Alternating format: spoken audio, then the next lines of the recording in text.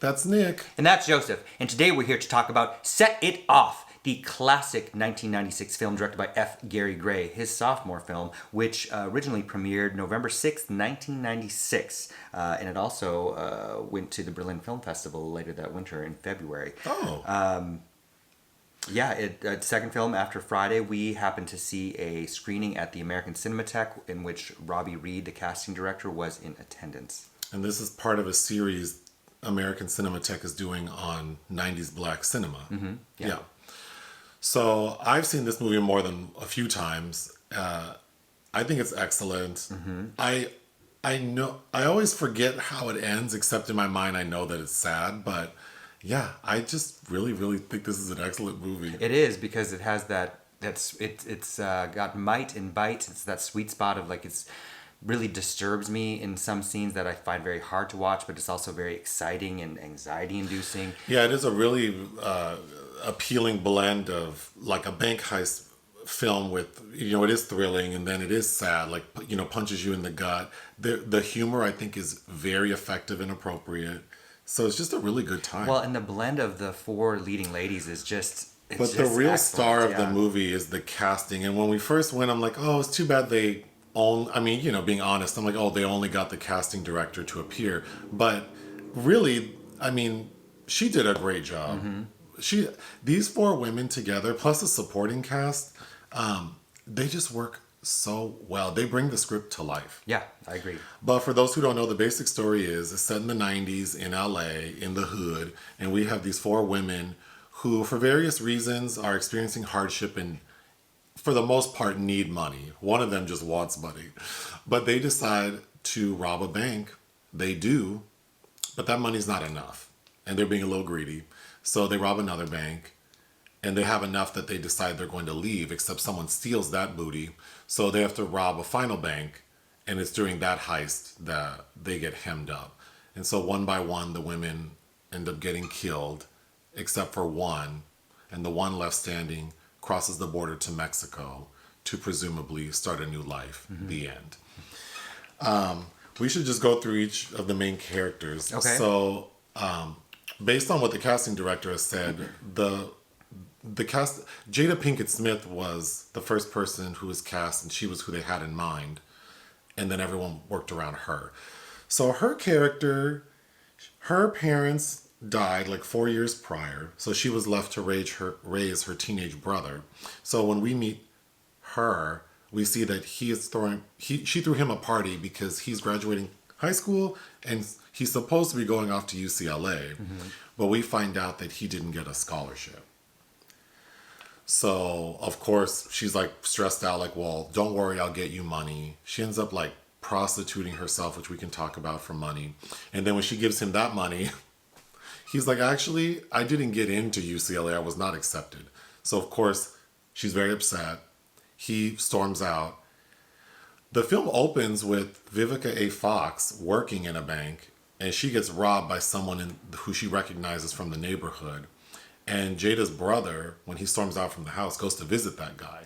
And as he's leaving that bank robber's house, the police mistake him for the other guy and kill him. So now there's a lot of tragedy in her life because her brother's dead. There already was, and it just continues. Yeah. Then Vivica Fox, as I mentioned, she has, she's also from the hood, gets this good job at a bank. She's worked there for 2 years.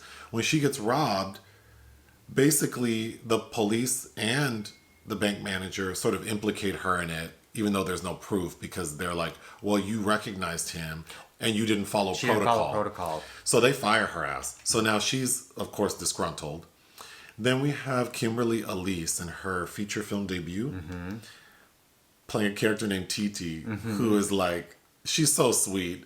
She's a single mom who's struggling financially. And at a point, she has to bring her son to work. Because she works at the same cleaning service as... The four ladies ultimately all work for the Luther's cleaning service, and we need to talk about Luther. Mm-hmm. But because she can't afford daycare, she brings her son to work one night, and he ends up being poisoned because he consumes some cleaning products. So social services take her baby, and they tell her, you need to prove that you can afford daycare before we give him back. And social services is Anna Maria Horsford from Friday. from so many things. From so many things, but had worked with F. Gary Gray. I have the most fond memory of her from a TV show called Amen, starring Sherman Hemsley. But You bring that up sometimes, yeah. But so, and then the fourth woman is Queen Latifah as Cleo. And Cleo's the one, Cleo's just about that life. She's a big old lesbian, has this beautiful girlfriend, and she just wants to smoke weed and hang out. So she needs money to do that. But kind of the most free of the four of them, really. Yes, and she's real hyped to want to rob a bank. So when that is brought up, she's like, yeah, let's do it. So that's their story. Probably the two main side stories are Jada Pinkett ends up meeting a man who works at one of the banks they're casing, played by Blair Underwood. And she starts a relationship with him, which we can get into. And then the two detectives. The main detective is played by... John C. McGinley from Platoon and Seven. Scrubs. And Ella Joyce as Detective Waller. Do you recognize her? Yeah, she was Charles S. Dutton's wife in Rock. And she's also in Tyler Perry's Confessions, Temptations of a Marriage Counselor. Oh, I don't remember that. She's the mom in that. I don't remember that. Yeah, she gives a...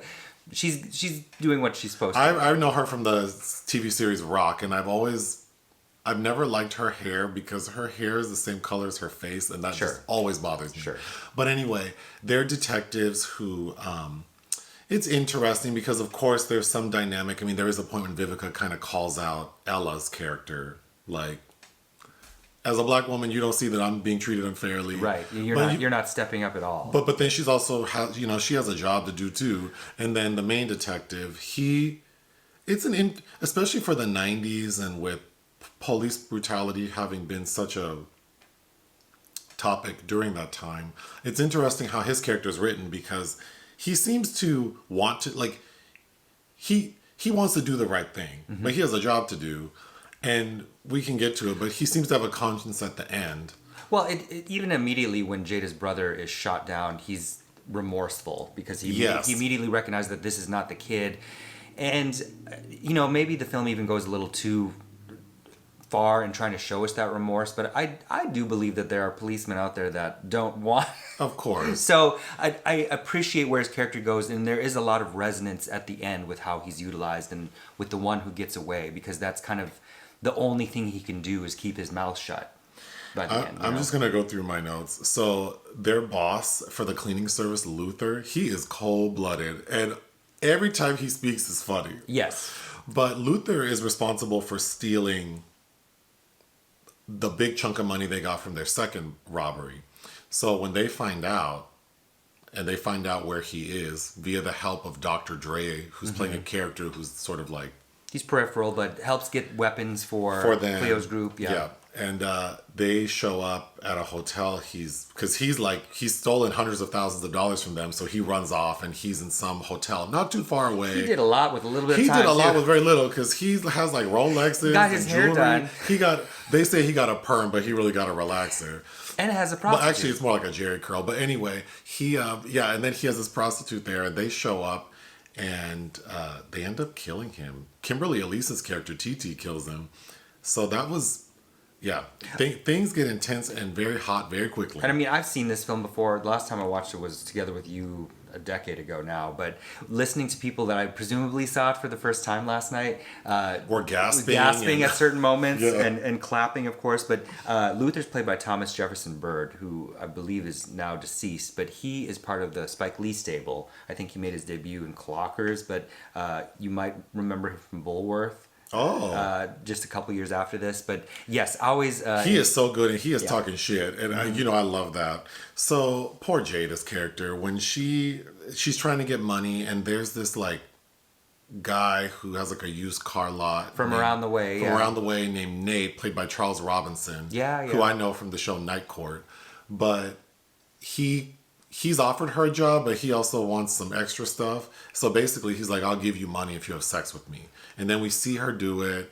And that was a really hard scene It's a hard scene to watch. Yeah. It's kind of like watching David Keith in Requiem for a Dream at the end, too. It's like, oh, I really like you, but you are really gross in this role. I need to watch that movie. Oh, God. Their first bank job, their outfits are not very conspicuous. In fact, the wigs they're wearing... The reason that Blair Underwood ends up realizing it's Jada is because the wigs that Queen Latifah procured for them, they look like Jada Pinkett's actual hair in the movie. So she's not in disguise. Right. And then they just put them on in the bank lobby. Like in the bank. It reminded me of Dreamgirls. When they first get their wigs. I mean, if I would have seen those four ladies hop out of a car and walk into a bank, I would immediately turn around and walk out. Go the other way. I think Vivica, again, the comedy and the emotion and the anxiety, I think is done it's a very nice blend. And Vivica's character, I do like Vivica Fox. And I think in this movie she does a very good job. But I have a note where like she stays playing with her hair. Oh, she does. Yeah, I think she's always like... Yeah, always play with the bag. I think it's funny. And then more with her being funny is when they decide to do the second heist. There's a scene because they're cleaning like these corporate offices, so they're in a boardroom, and Vivica. I've never seen The Godfather, but I recognize that they're sort of like reenacting The Godfather. She's being Brando, yeah. And I thought that was very like it was such a perfect. It sounds like it would be corny, and even as it started, I've seen it before. I'm like, worried that I'm gonna feel like this is schmaltzy, but it's not, because it's a really good blend of they're being funny and also they're also trying to get each other at the same table. You know why on it this works? Issue. I think it works because the four actors have so much chemistry that if it feels like they really would be silly at a time like this together. Well, and also coming off the scene where we see them relaxing and kind of getting high on the top of the roof. I also really like that, and I guess we could talk more about her character, but I really like how they handle Queen Latifah's character's sexuality. Because her friends, that's their friend. They've known her forever. They love her, and they acknowledge that she's a lesbian. They acknowledge her girlfriend. In fact, her girlfriend's the one who doesn't want to talk to them. Yeah. So I thought that was handled very well for the time, especially. You know the saying how people always go like, "Oh, you can't rob a bank with him because he wouldn't." That's how I felt about Kimberly, Elise's character. Yeah. TT ain't worth a damn. No, do not rob a bank with her. And the first time they try, she just runs away. Yeah. But I really like the development of her character as this kind of reluctant, corrupted innocent, right? Yes. Because there's that one scene where she's holding the gun in the blue suit. And it's so striking. And also I really like the scene where she's the plant on the ground. Yes. Yeah. And she's going a little too hard. Yeah, because she's supposed to be like pretending to be one of the people being robbed, and then another customer of the bank pulls out a gun and then she subdues him. But I think, so the second bank heist scene, that provided a lot of tension because the getaway car is parked in front of the bank, and then there's this homeless gentleman I don't think he was causing enough of a scene to warrant police showing up, but there's this homeless guy up front. Well, he was harassing a woman. Oh, you're right. They pull up and he's like grabbing on this white lady. So the police show up and block the getaway car. And then you see Cleo get out of it in her like disguise and like scurry around the building. And even though I've seen this, I had forgotten. I mean, I knew that she wouldn't abandon her friends, but initially you might think, is this bitch about to run away? Yeah. But no, she had a plan. She goes into the parking garage and carjacks some guy, takes his Chevy Suburban, and busts through the bank, like the wall of the bank, to grab her friends to escape. And they do successfully. It plays so big and so well. Yeah. Like I feel like you just don't see anything really like that now. The production value and everything about it it's intense. Yeah, but that was really good. Then moving on to Jada's character's relationship with Blair Underwood, who's supposed to, they call him a buppy, like a black yuppie. She goes, "You're with that buppy from the bank." Yeah, he's like Harvard Business School grad, like working at this bank in like the second floor. I don't know what he does up there, but he invites Jada to a black tie affair. And when she shows up to his place, because of course she won't let him come to her place, her outfit, I thought she looked like a pack of Starburst. She did. And she says something about like, I look like a box of crayons. But, that's the other thing. Like, if you don't come from money and you get invited to something like that, like, the anxiety of trying to... and even if you do have resources, like we get invited to stuff and it's like, we don't have fancy clothes because I would never wear them. Right. You got invited to some real fancy thing last weekend? Mm-hmm. Yeah, and the friend who invited you, I was like, you're gonna have to. who dress is me. very fancy, had to dress you. I was like, I'm not even gonna bother. But anyway, Jada shows up looking like a pack of Starburst, and Blair Underwood's character is like, "You look nice. Let's go." Let's take. And then halfway there, they take a detour. And at first, because again, I've forgotten what the story was. I'm assuming like, oh, he's gonna ditch the party and go somewhere else. No, he takes her to a dress shop. I thought that was funny. And of course, she looks lovely in her new dress. It's kind of a Cinderella story. That's side plot because she always has to disappear at a certain time.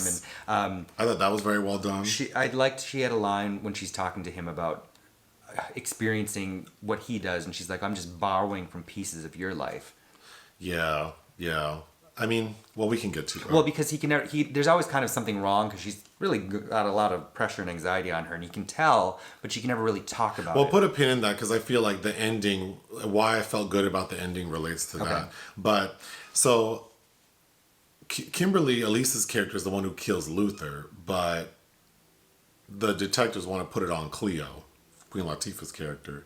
So the prostitute who was in the hotel room gets brought in to do like a lineup. And I thought that scene was so good because Cleo had already told that prostitute, like, I took your driver's license, I know who you are, don't say shit. So then in the lineup, you know, if the people in the lineup are looking at a mirror, so they can't see who's in there. But of course, she knows someone's trying to ID her. And the way Queen Latifah is mean mugging, but the edit is perfect. it is perfect on her. The close up on her face, like ooh. And that poor prostitute was like, you know what? I'm gonna mind my business and stay quiet. And then she pats her pocket like, I got your address, bitch. It's so good. It's so good. So even though they're successful at robbing the first two banks, they are not good. No. Which is funny because Vivica Fox's character is saying, like, I worked in the bank. I know exactly how all this works. And literally, they're going in like Wild Wild West style. Like, there's no planning. So, of course, you know, that's how they get caught. But right before they're about to rob the second bank, they go eat at a diner. And then they have no money, so they end up having to dine and ditch, which I thought was funny. Like, you want to get in trouble right before you're about to go rob. Right. So now you brought police to the area. Like, I thought that was so crazy. Like, they really don't know what they're doing. But I think it's very effective in showing that they're acting out of despair. Despair, anger, And anger, resentment. yes. Like, yeah, they've all, well, even Queen Latifah's character arguably has been brought to this place like, I don't really give a fuck anymore. Right. Then the final bank robbery where everything goes left, a big part of it, well, first, they're being a little greedy because they tell Kimberly Elise's character, go back and get more money. So now the detectives show up. There's a showdown. And it seems like the women are going to, like, surrender. But then that damn stupid bank security guard, like, in the middle of, like, detectives and perpetrators, like, trying to settle it, this security guard just, like, kind of runs through the middle and shoots and kills Kimberly Elise. I was so upset. It is upsetting. That's where people were gasping. It's like, not her, not her. The end, the final chase, I thought was so good. Because after Kimberly Elise gets shot, the women take her and they run off. And then there's like this big chase scene that's on the news and the helicopters and they switch cars. And then Kimberly Elise's character dies, so they have to abandon her. So now the three women are in the car. And that famous 2nd Street tunnel, they're in there and they're blocked on both sides by helicopters. And a scene that made me shed a tear was Queen Latifah tells Jada and Vivica, like, take the money and I'll catch up with you later. And I'll catch up with y'all later. So stay in the tunnel. I'm going to run off and everyone's going to chase me and then you two separate. But it's like, it's like a suicide run.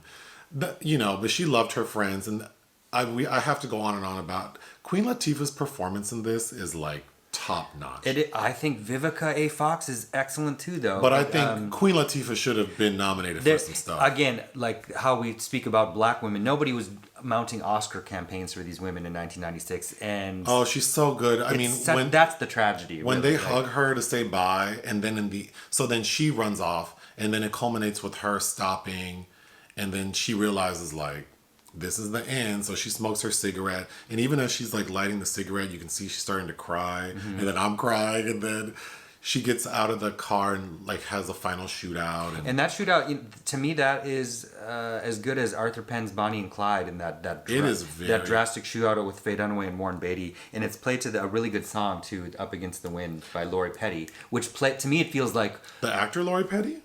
Lori Perry, sorry. Which it's like an elegy that we're watching as it happens. But and then that's such a good scene, and then we transition to now Vivica and Jada have separated. And Jada makes her way onto a bus headed to Mexico. And Vivica gets hemmed up by the detectives. And a scene that didn't quite make sense to me is that one guy from Scrubs, the main detective. Mm-hmm. Yeah, John C. McGinley. They have Vivica like, it's curtains. And he's telling everyone, no, put your guns down. I want to go talk to her. And I was like, why? What are you trying to do? Like, it's over for her. I think he feels... Well, because they're going to shoot her. Right. And I know that he felt guilty. And so I understand maybe why his character did it. But he approaches her and she pulls a gun on him and says, like, it's too late. No, she says, what's the protocol when you have a gun? Oh, right. And then, of course, she doesn't kill him and runs. And, of course, she gets killed. And Jada, because traffic is stopped and she's on the bus, she sees Vivica get killed, which is so sad. She had front row seat to her friend's murder. Then the detective sees Jada on the bus and could have stopped the bus, obviously. But I think, and maybe this is what you were alluding to earlier, he feels guilty because he's responsible for her brother being killed and witnessing all this violence. And I do think his character is aware of everything these women have been through and that it is effed up. Well, because his hand in it, how he handled the situation in the beginning with Vivica A. Fox was not kind or empathetic. No. Yeah. And resulted partially in her losing the job because they infer that she had something to do with it. And I think he knows all of that. And I think he realizes he tries to step in to save Frankie, but obviously can't.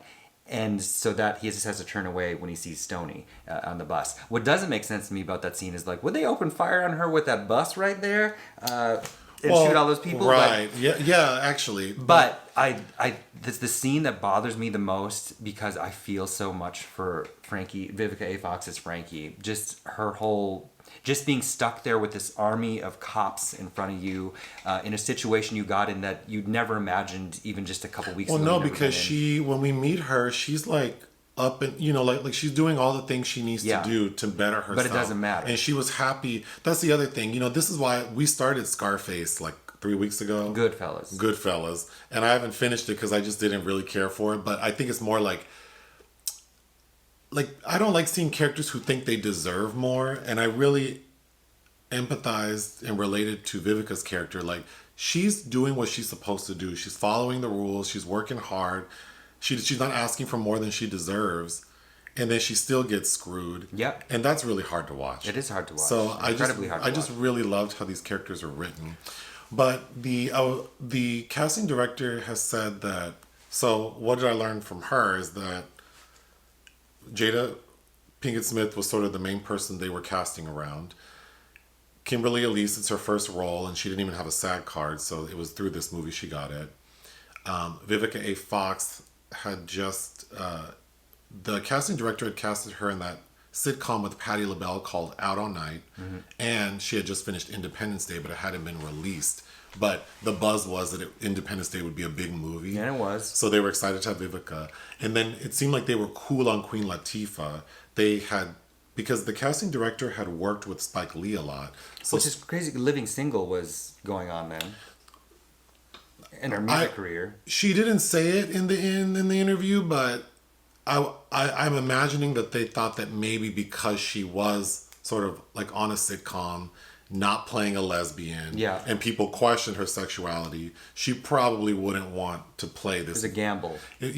But they saw her perform, like open for Ziggy Marley, and liked her, had her do a reading, and then they weren't quite sure about her until they had like a conference call with like some of the producers and execs, and Queen Latifah was on the call, basically saying like, I'm her, I know this woman, she is me, and really pleaded for this role.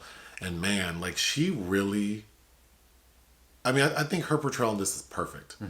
Yeah, so good. And again, I think talking about, could you imagine anyone else in that role, and you really couldn't.